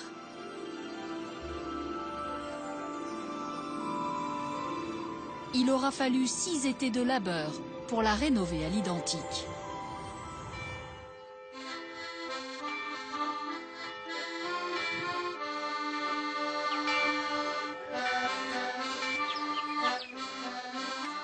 Mais pour achever son travail, Philippe a besoin d'aide. Alors, il profite de la foire au village pour recruter des bénévoles. Vous la connaissez, la chapelle de la Montette? Vous êtes déjà allé ou pas? Ah, Oui, oui. cet après-midi, on y est. On va, en fait, ce qu'on veut, c'est un peu finir les aménagements en fait, autour de la chapelle. Et on veut, on a mis un panneau d'information, et là, on voulait mettre une petite fontaine, en fait, pour un peu agrémenter, puis on peut se rafraîchir, du coup. Ah oui. Donc, cet après-midi, après, on cherche des bras, hein. On cherche toujours des bras, hein. On fournit les outils, après, il faut avoir un peu il faut avoir un peu l'envie, la motivation. On fait nous-mêmes ce qu'on a appelé des corvées du patrimoine. Alors là, c'était juste un parallèle avec les journées du patrimoine. Nous, les corvées, c'est parce que on va transpirer. Alors que les journées du patrimoine, c'est plutôt contemplatif. On embauche aussi les jeunes, hein, sur les chantiers. Oui, mais il n'y a pas de problème. Hein, voilà. S'il faut aider. Si en tout cas vous avez l'occasion de venir cet après-midi, voilà, avec plaisir au moins pour voir, on va filer un coup de main. Après, c'est ça. Ça fait les bienvenus. D'accord. Voilà. Merci. Allez, au revoir. Bonne journée. Dans l'après-midi, ils sont 6 à avoir répondu à l'appel. La mission est un vrai défi. Hisser une fontaine en bois de mélèze de 200 kg jusqu'à la chapelle. J'ai pas de force là. C'est comme ça, quand je bloque. 1, 2, 3, la force. Ah, pas de quoi. On essaie avec une perche. Oui, on met les 2 perches comme ça. Ouais. Pas question pour Philippe de baisser les bras. Au fil des chantiers, il a développé un sens indiscutable de la débrouille. C'est pas grand-chose, il y a 20 kilos ou 30 kilos. Voilà. C'est le bout de bois, il tient à la chance. Voilà, on rigole maintenant, parce qu'après, putain, on va plus rigoler. Hein. Respirez un bon coup, hein. Allez, bien. Voilà, c'est l'heure de vérité. Hein. Alors 3 devant, 3 derrière. Ah, mais voilà. C'est parti pour les 350 mètres d'ascension. C'est bon, les gars. Oh, la vache. Allez, jusqu'à la butte, là, allez. À droite.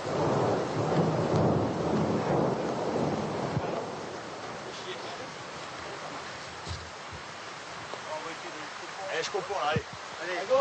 Attends. 1, 2, 3. Allez, là.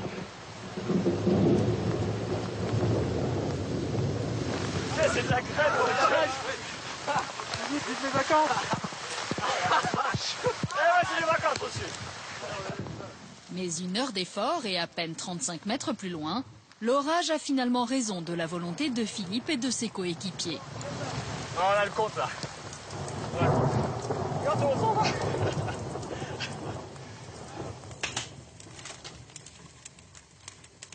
Eh ben, on a mérité l'apéro. Hein. À la journée d'aujourd'hui. À la journée, bien remplie. Hein. Félicitations à tous les porteurs, les maçons, les... On a des chambres.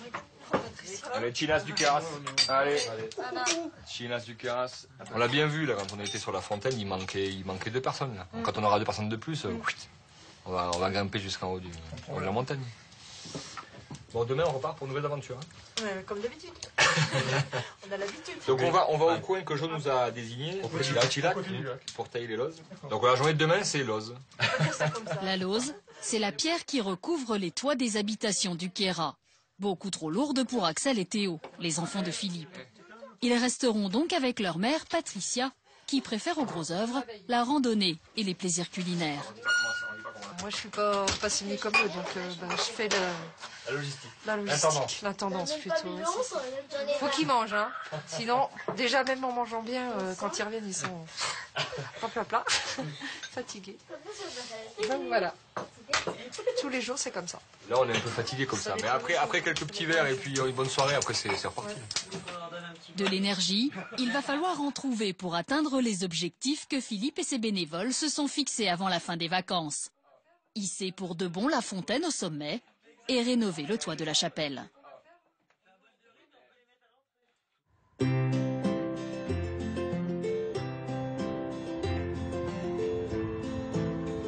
Non loin des chantiers de Philippe, le camping-car de la famille Fillon, qui parcourt chaque été les routes de France, arrive à destination. Cette année, Isabelle et Laurent tentent une nouvelle expérience avec leurs 3 enfants, Violaine, Anaël et Léo, au cœur des montagnes du Queyras.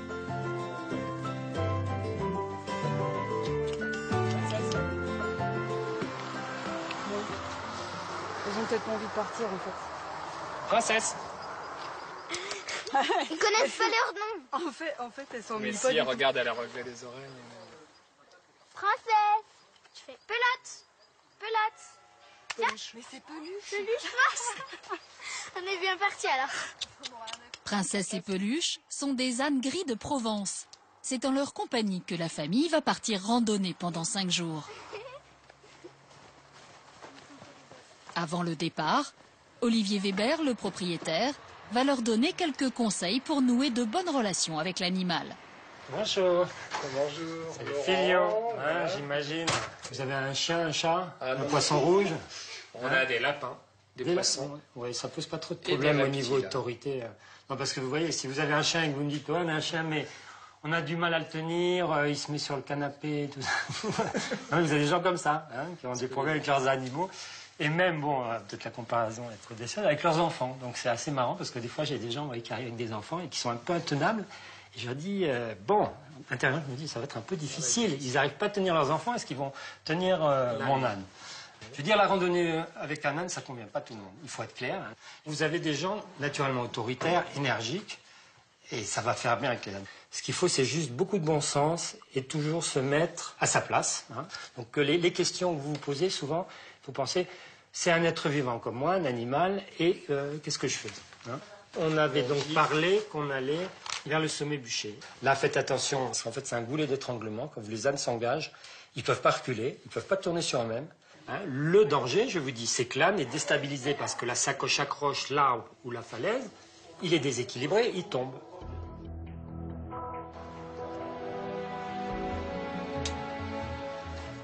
Je sais pas ce que t'en penses, Isa, mais c'est vrai qu'on se dit, bon voilà, c'est les 2 ânes, voilà, il faut faire attention, et puis bon, on va voir, mais ça va bien se passer. Par rapport à tout ce que le monsieur nous a expliqué, je me dis qu'il y a quand même... les ânes demandent une certaine attention quand même. Et, donc je pense qu'il va falloir qu'on fasse aussi attention aux ânes. C'est un peu la première impression que j'ai effectivement.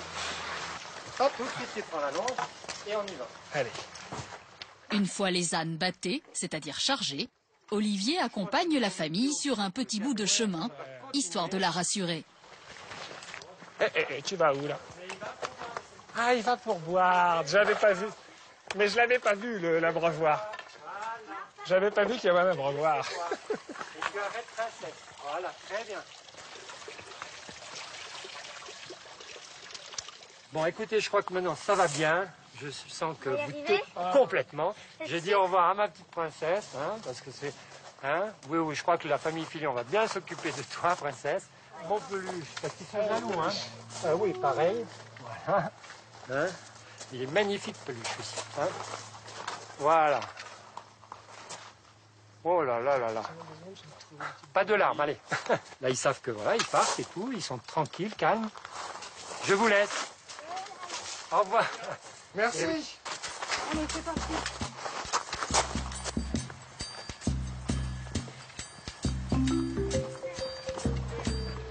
Non, là c'est moi qui décide. Non. Faut pas lui tirer dessus, hein. Tu lui tires pas là, t'as un regarde. compte arrondi. Mais s'ils sont calmes et tranquilles, ils vont mettre à rude épreuve l'autorité de leur nouveau maître. Allez, princesse. Essaie de la ramener vers toi. Allez. Allez, princesse. Là, ils ont envie d'aller manger un peu d'herbe, mais ça va. On monte doucement. Allez, Peluche, tu me suis? C'est un peu compliqué. Je sais qu'il a beaucoup plus de force que nous. Mais sinon, ça va. Je trouve que je pensais pas qu'elle arriverait à faire des chemins comme ça. Non, on y va là. Peluche, c'est non. Allez, c'est bien. C'est bien. Peluche est syndiqué, donc on fait une pause toutes les 30 minutes, 15 minutes d'herbe et on marche 30 minutes, 15 minutes d'herbe. Voilà, parce qu'on a peur qu'elle en parle à son syndicat. Donc juste après, il y a un torrent, le torrent de Pisan. Ça veut dire qu'on est à quelle altitude là à peu près? 2218. Nous sommes partis de 1768 mètres. D'accord. 450 mètres de dénivelé. C'est pas mal. Il nous reste encore beaucoup? Ben après, il faut que je change de carte. Bien. Hop, on va s'arrêter ici pour pique-niquer. Regarde, il y a le torrent et tout, on est super bien. D'accord. Allez, Faut les Péluche. débattre? On est arrivé. Faut les débattre? Ben oui, il faut enlever les sacs. C'est lourd? Tu le tiens, Isa? Ouais, allez. Entre la nourriture pour 5 jours, les tentes, les duvets et les sacs à dos, les ânes ont beaucoup à porter. Ils ont régulièrement besoin d'être soulagés de leur charge, qui ne doit pas excéder les 40 kilos. Il y a quand même beaucoup de bagages.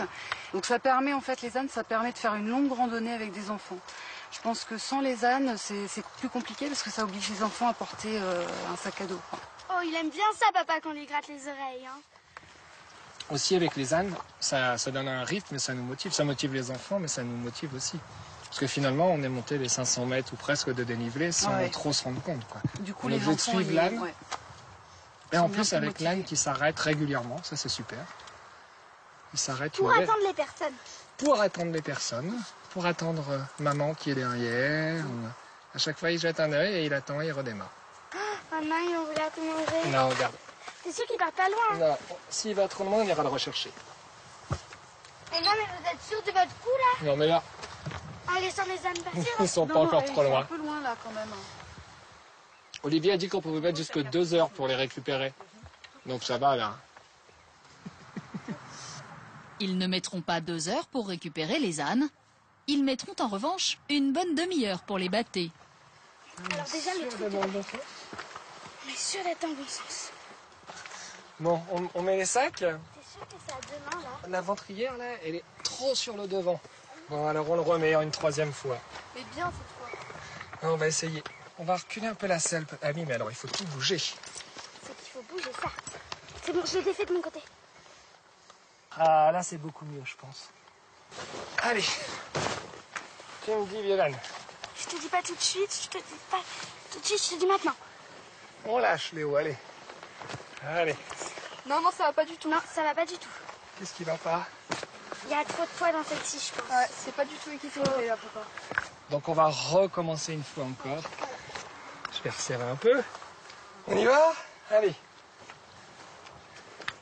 Et on lâche. Alors. Là, c'est bon. Moi, je me fiche. Oh, là, c'est bien. Oh, là, c'est Impeccable. génial. Allez.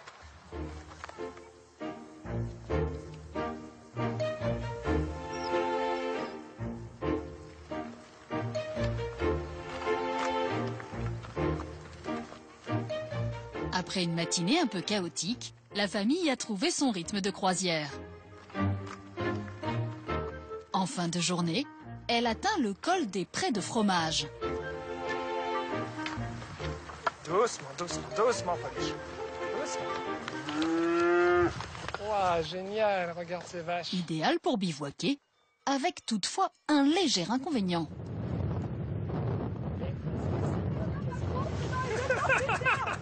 Super, Léo. Ça gonfle bien. Il y a du vent? Ça va, à ton avis? Allez, donne-moi une sardine. C'est bon? Papa, vous surveillez bien les ânes? C'est bon? Moi, je pense qu'ils sont partis boire l'apéritif à la fontaine.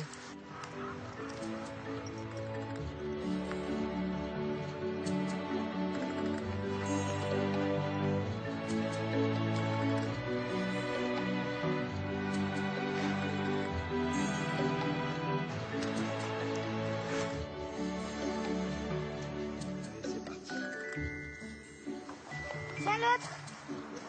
Regarde, il rentre tout seul, allez, c'est bon. On avait beaucoup d'appréhension ce matin. Là, ça va mieux après la première journée. Mais finalement, ils sont très sympas. En tout cas, ils m'impressionnent moins que ce matin. Non, attention Léo. Arrête. Ben, on s'en est sorti, c'est déjà pas mal. Non, ça va. Moi, je penserais pas que Et c'était comme ça. c'est quand même, c'est du travail en fait. Il faut savoir que c'est du travail. Ah, Violaine, Ils se grattent les oreilles, t'inquiète pas, ils sont pas mal, ils savent ce qu'ils font. Tu sais, ils ont l'habitude, depuis qu'ils sont tout petits, ils ont des grandes oreilles. Donc... Mais bah c'est vrai, depuis qu'ils sont tout petits, ils ont des grandes oreilles. Je les aime bien, c'est sûr. Comme j'ai pris Princesse toute la journée, et puis je sais pas, enfin, ça a peut-être rien à voir, mais c'est une fille. Et... Enfin voilà, je la préfère un petit peu aussi, elle est moins imposante, mais j'aime bien les deux. Il aura fallu moins d'une journée pour que Princesse et Peluche soient adoptés par la tribu. Tu iras leur faire un câlin, Naël, tout à l'heure, avant d'aller au dodo. Et sinon, on peut même mettre Princesse dans la tente avec vous. Au milieu, elle vous tiendra chaud. C'est moi au milieu. C'est toi au milieu. Bonne nuit, Princesse.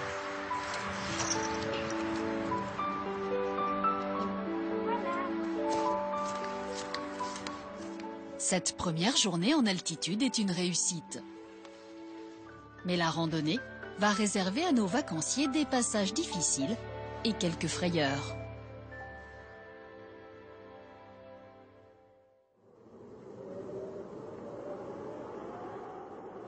De l'autre côté du massif, sur le versant italien, Philippe, pour poursuivre son chantier, vient s'approvisionner en matières premières. Car aujourd'hui, il s'est fixé un nouveau défi. On va descendre un tout petit peu et on nous a recommandé un coin où on peut en effet tailler des lozes, comme ici d'ailleurs, dans la montagne. Voilà, avec des conditions parfaites, la pluie, le froid. Voilà, on est pour les vacances. Philippe a besoin de l'ose pour la chapelle de Valprévert. Près du col de Saint-Agnel se cache une carrière. Il a obtenu l'autorisation du maire italien pour venir s'y ravitailler. Et voilà, l'outil de base pour faire des lozes. Une masse, une massette et des burins. Et des bénévoles. C'est sûr. Une assoce comme nous, s'il n'y a pas des bénévoles, on n'y arrive pas.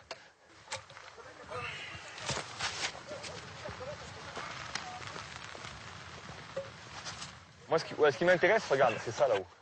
Tu vois, celles qui sont déjà striées comme ça, si elles sont déjà un peu fendues et qu'on peut les faire glisser, après on va voir ce qui est le plus compliqué, ou de tailler ici, ou de faire glisser celles qui sont là-haut, qui sont déjà un peu fendues.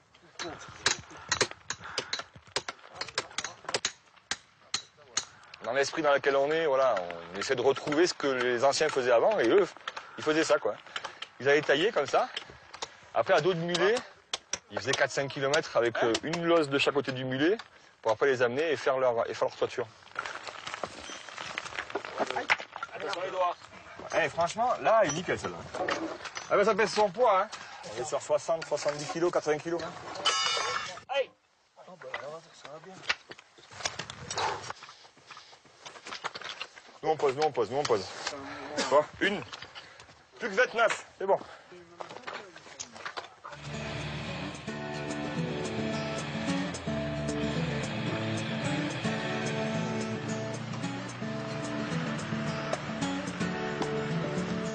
Qui retient, Michel, c'est bon? Attends, vous allez être combien? Attention, ton pied là. Valprévert est un hameau miraculé. En 1733, à la fonte des neiges, de terribles inondations emportent les maisons de la commune voisine. Sains et saufs, les 200 habitants de Valprévert érigent cette chapelle pour en remercier Dieu. Philippe la restaure depuis l'été dernier.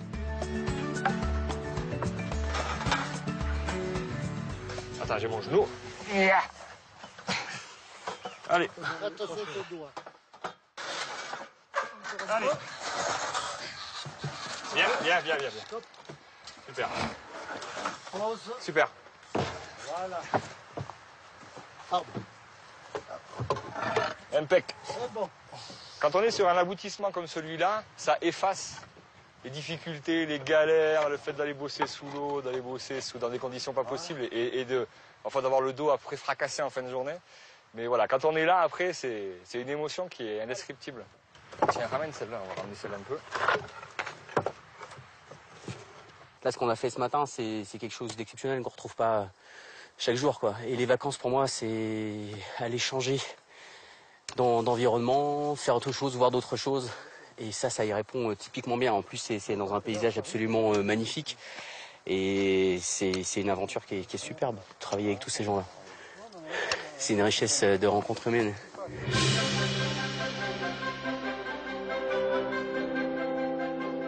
Philippe ne consacre pas ses vacances uniquement à la rénovation de ses chapelles. S'il tient à transmettre à ses enfants son amour du patrimoine, il désire partager avec eux le goût du défi. Ils vont passer la journée sur une via ferrata, à même la paroi, suspendue au-dessus du torrent.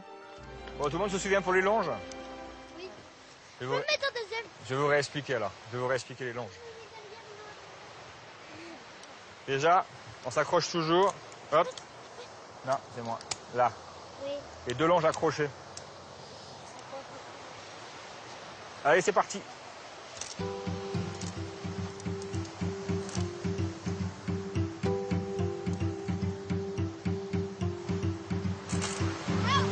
Allez, on y va. Tu te souviens maintenant le passage de câble comme ça, un et l'autre? Ouais. C'est bien. T'as le vertige ou pas? Axel, t'as le vertige ou pas? Regarde, tu veux tester? Tester les barres. Bah tiens les barres, hein? Regarde. Tu vois? Allez Titi, c'est bien. Allez Théo. Allez, on y va. Hé hé. Là, c'est un peu de sensation quand même, c'est sympa. Hein, un peu de vide, regarde. Un peu d'eau en dessous, ça donne envie de se baigner. C'est impeccable. Ça, ce matin, c'est loisir. Et cet après-midi, on continue les chantiers. Ah, ça, c'est des bonnes journées, ça.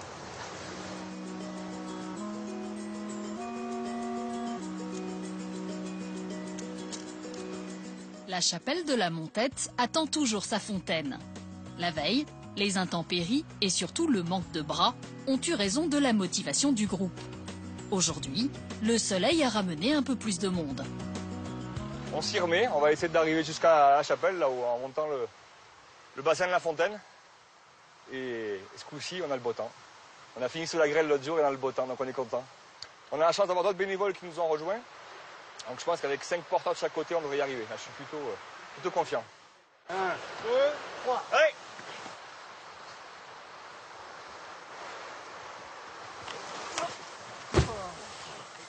Stop!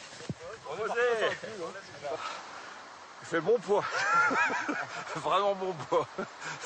Il fait souffler les vieux comme moi. 1, 2, 3, allez! Une petite marche pour corser un petit peu là. La difficulté. Ouais. Allez. Allez. Il y a de la chute dans l'air. Allez, hop, 1, 2, 3. On monte. On va le paquet là-haut. C'est mieux la grêle ou le soleil? Vous préférez quoi? Le soleil? Ah ouais, non mais là. Allez, dernier effort. Allez. Oh, Bifurc. Bifurc, ripé. Faut retourner là. Je lâche. C'est moi. Il est grand, Bravo. Qu'est-ce qu'il y a ça polaire? Yes. Et ça fait du bien. Regarde combien on est. On a même Alex qui nous a rejoint, qui montait à pied pour aller faire une rando, qui nous a aidé pour la fin. Et heureusement d'ailleurs, parce que ça fait du bien. C'est affectif. C'est énorme. Après 2 heures de montée, il reste un ultime effort à fournir, et non des moindres. L'équipe doit raccorder la fontaine à sa source. Vous avez besoin un peu d'eau sur la motte? Allez!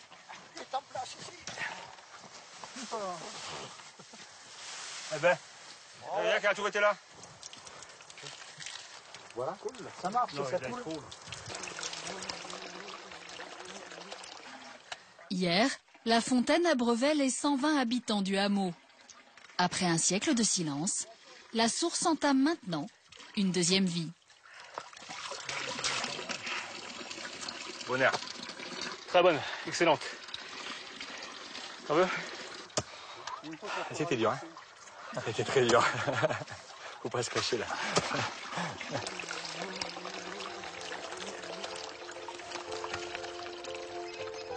Depuis sa création, l'association de Philippe a ressuscité 6 chapelles, 2 fontaines et un four à pain.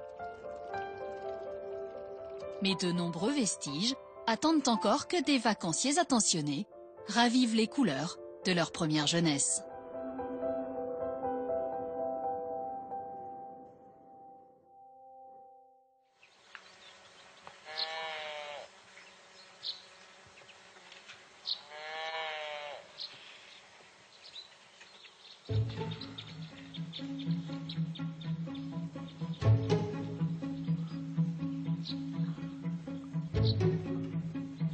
Au début, j'ai cru que c'était des loups, mais après, je me suis dit que c'était pas possible et que ça devait être des vaches. Parce qu'elles étaient pas discrètes du tout. Au col des Prés de Fromage, Violaine se réveille de sa première nuit passée en pleine nature. Une nature toujours pleine d'enseignements pour sa petite sœur Anaëlle. Tu me donnes une manche? À peine levée, toute l'attention de la famille Fillon se porte sur les ânes. S'ils facilitent la marche en portant les bagages, ils ont besoin de soins.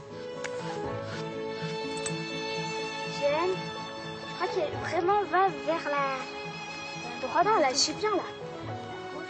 À droite, en fait.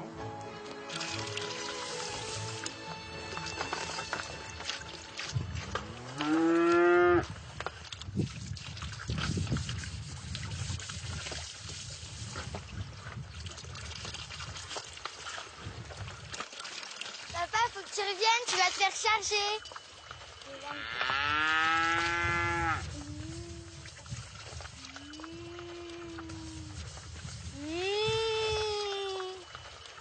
Elles sont attirées. Je suis pas trop rassuré, oui. C'est parce que surtout il y a des veaux, alors on leur a laissé la magie de la brevoire. À 9 h, les Fillon lèvent le camp. Allez, princesse. Une journée de 15 km de marche sur des chemins très escarpés les attend, avec un passage à emprunter particulièrement délicat. Je sais pas si ça va rentrer dans le sac. Allez, on y va. Et un super soleil. Qu'est-ce qu'on peut demander de plus là, hein? C'est super. Par là, je pense. Aujourd'hui, la conduite des ânes semble plus facile. A priori, Princesse et Peluche ne devraient pas trop retarder le rythme de la randonnée. Allez, Peluche. Doucement. Doucement, doucement. Dans les descentes, Peluche aurait même tendance à accélérer la cadence. Doucement, doucement. Doucement. Non, Peluche, doucement, doucement. Doucement. Doucement.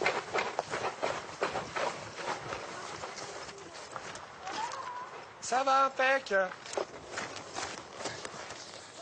Faut prendre l'habitude, c'est comme hier matin, la première demi-heure. Là, c'est la première descente. Mais ça va. Faut la retenir, quoi. Ouais, mais tu vois, là, on se repose autant qu'eux. Hein. On se repose autant qu'eux, ouais. C'est pas de tout repos. Donc, on fait 200 mètres à peu près. Il y a une patte doigt et on part à gauche. Mais il y a un problème. Princesse et Peluche ne semblent pas décidés à emprunter le sentier de gauche. Allez, on y va, Peluche. Allez, Peluche. On y va? Si je passe avec Peluche? Non. Qu'est-ce qui se passe? Non, mais dis donc. Allez, on fait un tour.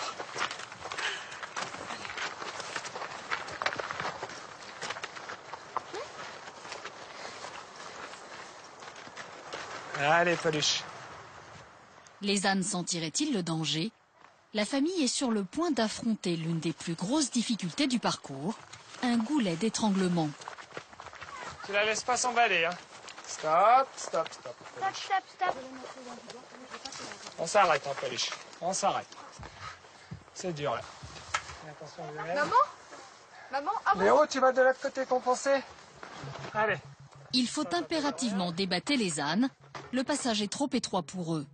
Au moindre faux pas, Princesse et Peluche risquent une chute dans le ravin. Allez, Peluche, on y va. Tu pousses, Léo, pousse Peluche. C'est bon. Allez, Violaine, tu pousses Peluche. Ouais. On viendra rechercher les sacs tranquilles et on boira un bon coup.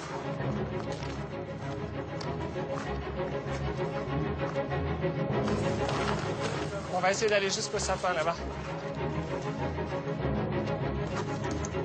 Voilà, super peluche. Ah. Il ne nous reste plus qu'à passer les sacs. Par contre, faut qu'il y en a adulte ici, maman, tu restes là. je reste. Tu restes là, tu surveilles les arbres. Allez, on va chercher les sacs et boire un bon coup après. C'est un petit peu dangereux quand même. Là, c'est parce qu'on adore le paysage, la montagne. On adore ça, quoi. Puis les enfants, apparemment, ils apprécient aussi. Hein, on leur a donné le virus, je pense.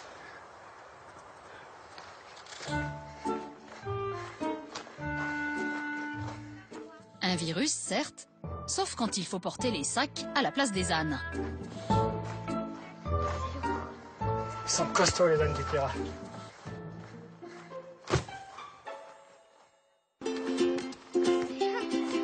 Après cette ultime difficulté, la randonnée se poursuivra sans obstacle.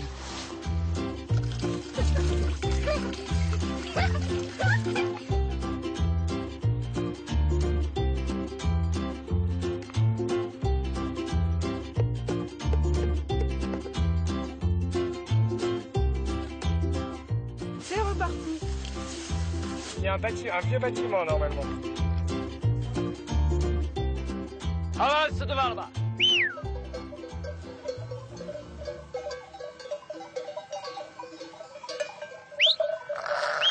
Devant là-bas. Passe derrière là-bas, avance là-bas derrière, avance là-bas. 5 jours de marche et nos randonneurs arrivent au terme de leur périple. C'est par un spectacle grandiose qu'il se termine quand la famille croise la route d'un berger.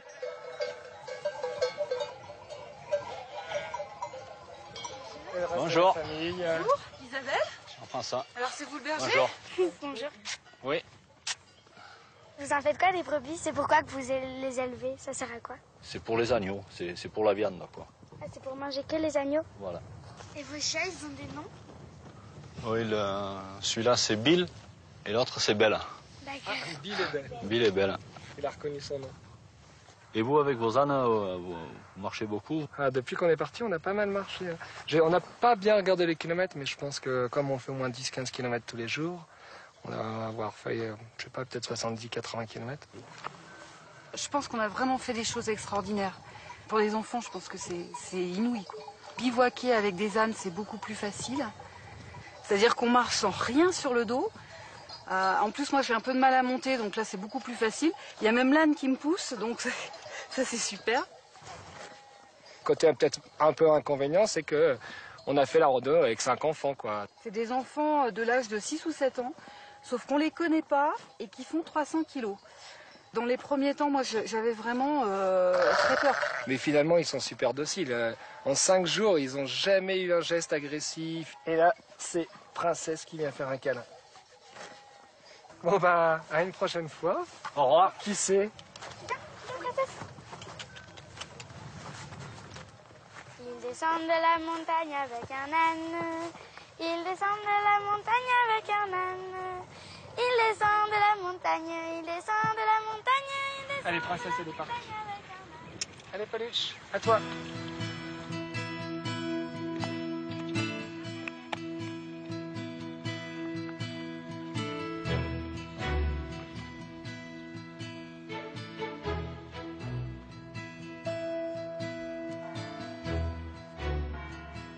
Ce soir, les Fillon descendent une dernière fois de la montagne et rendent les ânes à leur propriétaire, Olivier, qui les accueille chaleureusement.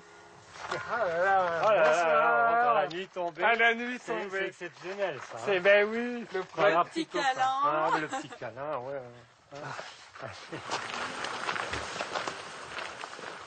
Toute la famille n'est pas mécontente de retrouver le confort de son camping-car.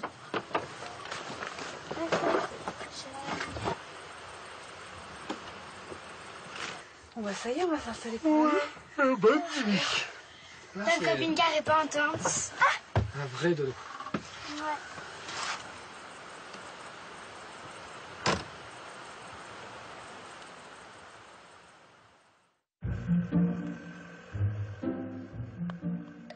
Le lendemain, c'est sous la pluie que les Fillon reprennent la route.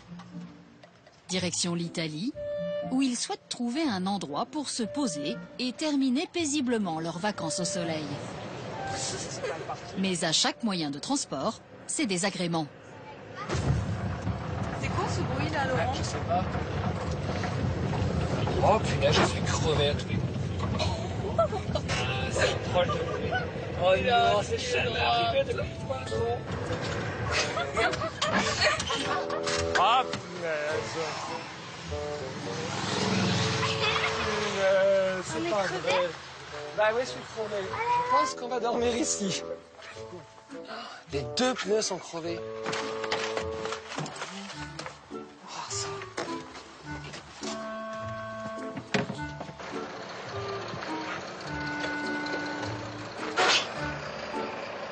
Comment ça se passe là? Les vacances,